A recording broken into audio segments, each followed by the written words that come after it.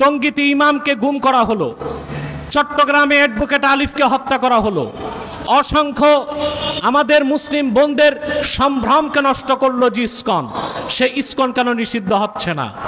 আওয়ামী লীগ যদি নিষিদ্ধ হয়, ইসকনকেও নিষিদ্ধ করতে হবে।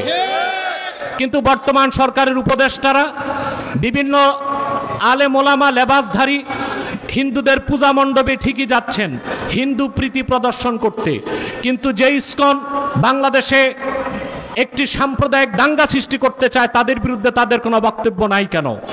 আমরা সুস্পষ্টভাবে বলছি রাজনৈতিক নেতাদেরকে, ভারত কিংবা আমেরিকাকে খুশি করে ক্ষমতায় যেতে পারবেন না, যদি যেতেও পারেন ক্ষমতায় টিকতে পারবেন না। আহমাদুহু ওয়া নুসাল্লি আলা রাসূলিহিল কারীম, আম্মা বা'দ। ইসকন নিষিদ্ধের ঘোষণার দাবিতে আজকের এই মানববন্ধনে উপস্থিত সম্মানিত ওলামায়ে কেরাম, অতিথিবৃন্দ ও আমার সাংবাদিক ভাইয়েরা, সকলকে অভিনন্দন জ্ঞাপন করছি। আমরা জানি ভারতের RSS রাষ্ট্রীয় সেবা সংঘের একটি প্রাইভেট সংগঠন হচ্ছে ইসকন। ভারতে হিন্দুত্ববাদী বিজেপি সরকার ও RSS এর রাজনৈতিক অংশ, তারা মুসলমানদেরকে নির্যাতন এবং নিপীড়ন করে থাকে।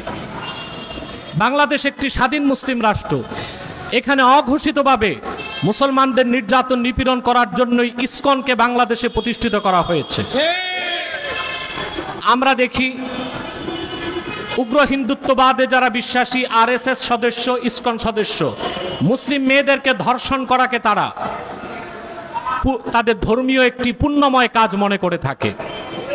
সেজন্য বাংলাদেশে সতী সাধ্বী কচি কাঁচা মেয়েদেরকে ধর্ষণ করে নষ্ট করার গভীর চক্রান্ত বহুদিন যাবৎ ইসকন বাংলাদেশে করে যাচ্ছে।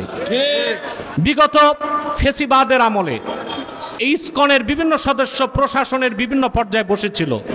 এখন পর্যন্ত প্রশাসনের বিভিন্ন স্তর থেকে ইসকন সদস্যদেরকে যদি সরানো না হয়, তা আমি নির্ঘাত বলতে পারি নির্বাচনের পর যদি কোনো সেটেল গভর্নমেন্ট আসে, তাদের বিরুদ্ধে ইসকন চক্রান্ত করে বাংলাদেশের মধ্যে অস্থিরতা সৃষ্টি করবে। এবং বাংলাদেশ বর্তমান সরকার ইসকনের ব্যাপারে কোনো পদক্ষেপ নিচ্ছে না কেন, এটা আমাদেরকে হতবাক করে। টঙ্গীতে ইমামকে গুম করা হলো, চট্টগ্রামে অ্যাডভোকেট আলিফকে হত্যা করা হলো, অসংখ্য আমাদের মুসলিম বোনদের সম্ভ্রমকে নষ্ট করলো যে ইসকন, সে ইসকন কেন নিষিদ্ধ হচ্ছে না? আওয়ামী লীগ যদি নিষিদ্ধ হয়, ইসকনকেও নিষিদ্ধ করতে হবে।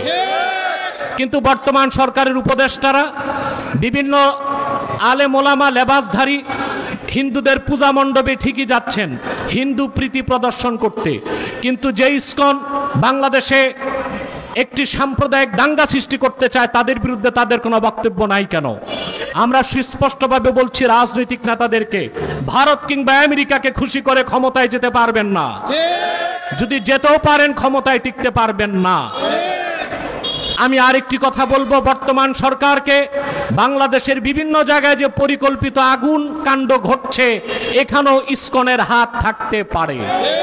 অতএব আজকের এই মানববন্ধন থেকে বর্তমান সরকারকে বলবো, ইসলামের শত্রু, মুসলমানের শত্রু, বাংলাদেশের স্বাধীনতার শত্রু হিন্দুত্ববাদের ধ্বজাধারী ইসকনকে বাংলাদেশে নিষিদ্ধ করতেই হবে।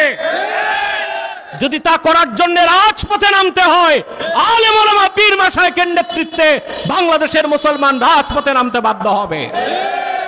যেখানে সেনা অফিসারদেরকে আইনের আওতায় আনা যায়, যেখানে একটি রাজনৈতিক দলকে নিষিদ্ধ করা যায়, সেখানে ইসকনকে কেন নিষিদ্ধ করা যাবে না? অবশ্যই নিষিদ্ধ করতে হবে এবং ইসকনের কার্যক্রম বন্ধ ঘোষণা করতে হবে, নতুবা এদেশের মুসলমান আইনকে হাতে তুলে নিতে বাধ্য হবে। আল্লাহ আমাদেরকে তৌফিক দান করুক।